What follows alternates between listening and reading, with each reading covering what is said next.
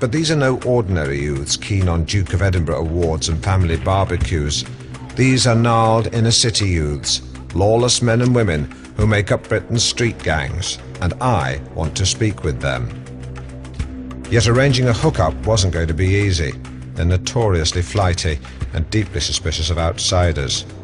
From my operations nerve centre 10 feet below street level, I fire off calls, texts, emails and snapcats, trying to find a gang prepared to talk. But I come up against dead ends, cold leads and rude idiots. Eventually, through an intermediary, I made contact with a gang from inner Manchester, and with a little persuasion, they agreed to meet. It's 7 p.m, I'm wearing a stab vest and I've just spotted the gang. So here goes. Guys!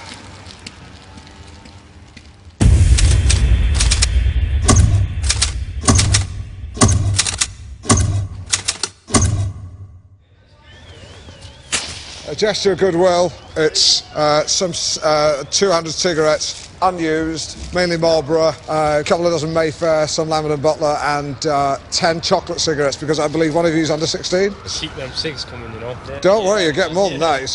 I'll get you cigs and I'll get you booze. Giving them that big bag of fags had bought me some time, but I was still wary.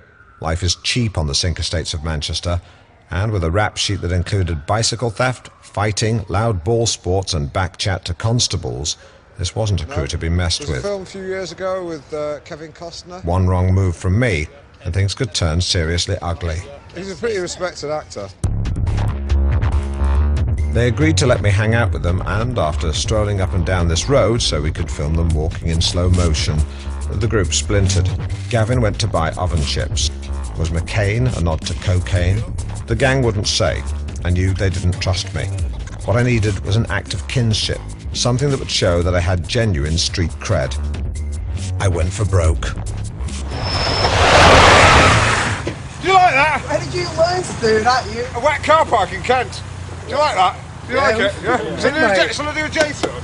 I'll do a J-turn. It's a 180 in reverse. It was one of the sickest handbrake turns I'd ever pulled off in a hot hatch. They agreed to share their experiences with me.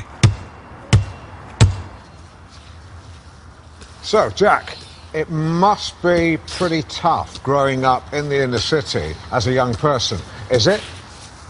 Yeah, it is. I was using a technique called speakball. Can you elaborate? Basically, You can only speak when you're holding the speakball. Do you understand? yeah. Do you? Yeah. Do you? What was the question? Do you? Yeah, right. Do you understand, like, you can only speak when you're holding a basketball? It's called the speakball. Speakball is an American counseling technique I'd used on my own son when he went through a phase of throwing chairs at his teacher, to which I later bought the global rights in perpetuity. It was also something I'd incorporated into Forward Solutions, the life coaching program devised in the 90s for weak people and dysfunctional sales teams. Where are you going? The genius of the idea lies in its combination of order and fun. Where lies anarchy? Speakball, an Alan Partridge brand. Thanks a lot, guys. Well done. Well, we're getting on great now, and I think the Alan Partridge speakball system has demonstrated itself as an innovative and effective way to connect, and shows that if you give these lads a chance, they will open up. Despite suffering a badly squashed ear, I was actually delighted they'd thrown the b-ball at me. It was exactly the kind of friendly hijinks that proved I was now on the inside. I was even allowed to join their smoking circle. Where's Baz? That is grand.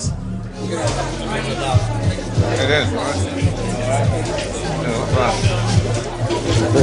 A gangland house party and proof I'd been accepted as one of their own. This was nevertheless a tinderbox of underage booze, suspicious glances and fear of outsiders. But I managed to blend in by stooping slightly and saying all right instead of hello. This is an ecstasy pellet. The guys here tell me these change hands for £120 each, although they sold me this one at a mate's rate of just 70. It's chilling to think how easily these can fall into the wrong hands, not to mention a teenage tummy.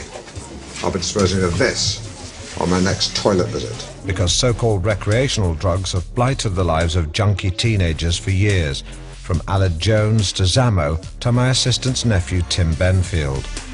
And so dispose of it I did, but not before checking it was legit by nibbling a corner off like television detectives do.